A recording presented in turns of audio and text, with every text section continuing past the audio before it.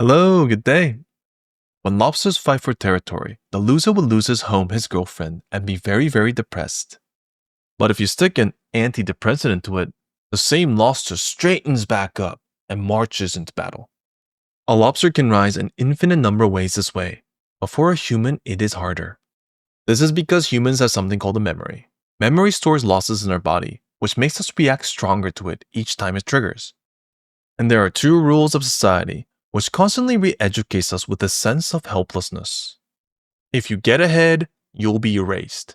If you stay in the herd, you're not safe. We don't know what gets punished, so we keep guessing, and when we get it wrong, we lose our confidence. The only way to recover our confidence is by understanding how society's rules work. Today, we'll show you two psychological examples of people who played it too safe and fell behind, or surged forward to get eliminated. If you need a user's manual for the human mind to make better decisions for your life, you came to the right place. Jim is a legendary coach who casually bragged, "I don't need talent, I need predictability. Give me an average man, I'll make his worst day a win." This is the high floor technique. Jim recruited average grade players that acted exactly as he trained and raised the floor as much as possible. This allows Jim to get precise feedback for his strategies, sharpening his system but not the players. One day, they were about to lose a game, and Jim was fine with that because it was going to offer him more data. But suddenly James, one of the players, began acting different, as if he noticed something like a two-legged meerkat. Coach shouted at him, telling him to stick to the plan, but James ignored his formula and won his team the game. What happened was, James started as an ordinary athlete, but as time passed, his talent blossomed, allowing him to make superstar grade decisions. James won his team the game, but lost Jim his experiment, and unfortunately, the latter was far more important. So James was benched. The coach prevented him from practicing with the team and used juniors in his spot, preparing to replace him. And it didn't end there. When people began to ask why, Jim lied to them. He said that James had personal issues that made him difficult to work with. But James had no idea what was going on.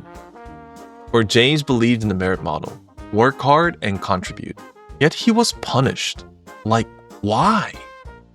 And since he was constantly punished for his good performance, James slowly lost confidence in himself, his team, and the entire industry. This is a typical workplace problem. Hardworking employees like James over-focus on the visible rules, but not the invisible ones. Most corporations don't want talent, they want predictability. They want their employees to move by their rules so they can make stable strategies. So when an employee becomes too competent and aware, make decisions like a leader, that tends to mess up the plans of upper management. This is rule number 1. You are part of someone else's plan.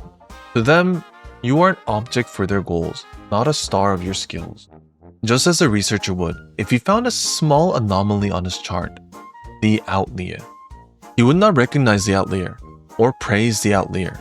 He would delete it to protect his status, identity, and funding. Now, what would happen if James stuck to the plan? Here's a second case example. Robby grew up in a chaotic environment. His father was a drunk, his mother acted like a teenager, and his society went to war with another society. Because of that, he wanted safety over growth, and in business terms, he's called a late majority. For a long time, he would wait and watch his friends succeed, a delivery-first fried chicken business, and observe that the formula was easy to copy, then followed their example step by step, entering the market. He worked at a chicken restaurant, delivered the chickens himself, and saved enough money to make his own business. At first, the chickens would sell well, until one day he realized the entire street was filled with chicken shops. You see, in his country, there was only 50 million people, and the number of chicken shops were 30,000 and rising. He'd need to live in a neighborhood where people ate chicken all day and nothing else for him to survive. In the 21st century economics and career growth, predictability and safe jobs are a depreciating asset. This means the more predictable it is, the more people enter, making it unprofitable in the long run. This is rule number 2, also known as the Oasis Conundrum. If you find an oasis in the desert, everyone will signal to go there, drinking the whole place dry.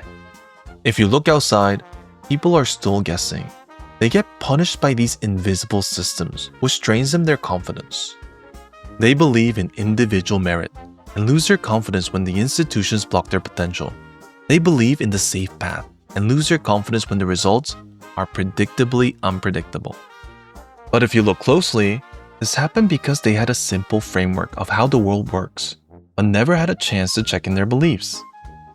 Most people do not lack confidence. They have too much of it in one basket, and when their confidence doesn't match reality, that's when they gain clarity.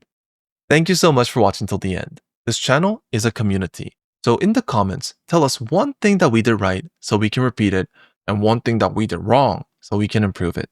I wish for your peace and eternal happiness.